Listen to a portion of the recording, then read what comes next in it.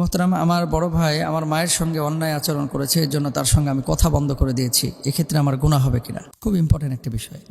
আসসালামু আলাইকুম ওয়া রাহমাতুল্লাহি ওয়া বারাকাতুহু।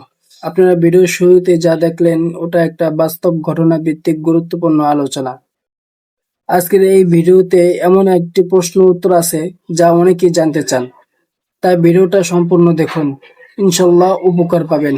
চলুন শুরু করা যাক। মোহতারাম, আমার বড় ভাই আমার মায়ের সঙ্গে অন্যায় আচরণ করেছে, এর জন্য তার সঙ্গে আমি কথা বন্ধ করে দিয়েছি। এক্ষেত্রে আমার গুনাহ হবে কিনা? খুব ইম্পর্টেন্ট একটা বিষয়। অবশ্যইনাল ইনসানা বিওয়ালিদাই হামালাতহু উম্মুহু ওয়াহনান আলা ওয়াহনি ওয়া ফিসালুহু ফি আমাইনি আন ইশকুর লি ওয়া লিওয়ালিদাইক, সূরা লুকমানের আয়াত। এই যে মা বাপের কারণে অনেক সময় ভাইদের সাথে সম্পর্ক নষ্ট হয়ে যায়, এটা সত্য।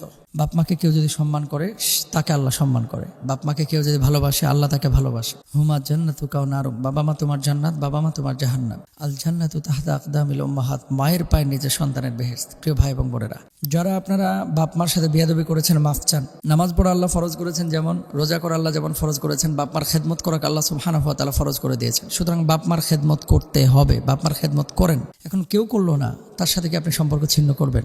না। আপনার ভাইয়ের সাথে আপনি দেখা হলে সালাম কালাম, তার সাথে কথা বলা এটা চালু রাখবেন ইনশাল্লাহ, কিন্তু স্থায়ী সম্পর্ক ছিন্ন করা এটা আপনার জন্য জায়েজ হবে না। লা ইয়াহিল্লু লিররিজালি আইয়াহজুরা আখাহু ফাওকা সালাসা লায়ালিন, মুমিনের জন্য 3 দিনের বেশি একজন মানুষের সাথে কথা বর্জন করা এটা কোনোভাবেই জায়েজ নেই। সুতরাং এটা খেয়াল রাখতে হবে। 2 নম্বর বিষয়, আপনার ভাইকে আপনি বোঝান, কারণ সে তো জাহান্নামের পথযাত্রী।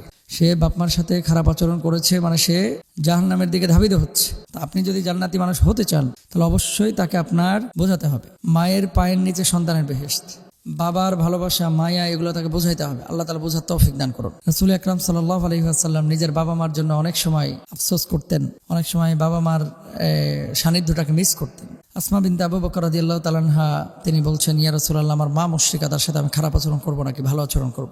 নবীজি বললেন যে তোমার মা মুশরিকা হলেও তার সাথে ভালো আচরণ করতে হবে। আসলে বাপ মা যখন জীবিত থাকে আমরা বুঝি না। আপনার যে ভাই খারাপ আচরণ করেছে তাকে বোঝান। বাপ মা যখন মারা যায় অনেক ভাই তখন বুঝতে পারে যে আসলে কি সম্পদ আমি হারিয়েছি। সুতরাং বাপ মার সাথে সুন্দর আচরণ করা, নামাজ পড়া যেমন ফরজ তেমনি আল্লাহ তাআলা ফরজ করে দিয়েছেন। হামালাতহু উম্মুহু ওয়াহনান আলা ওয়াহনি ওয়া ফিসালুহু ফি আমাইন, যন্ত্রণার পরে যন্ত্রণা তারা সহ্য করেছে, কষ্টের পরে কষ্ট তারা সহ্য করেছে।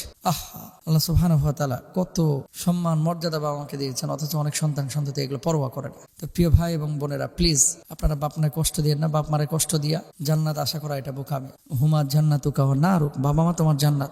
ঘরে বাপ মা আছে, তার মানে আমার জান্নাত ঘরে আছে। বাপ মা আমাদের অ্যাসেট, বাপ মা আমাদের সম্পদ, বাপ মা আমাদের আদর সোহাগ সম্মান খেদমার সবচেয়ে বেশি অধিকারী। আল্লাহ তাআলা আমাদেরকে বোঝার তৌফিক দান করুন।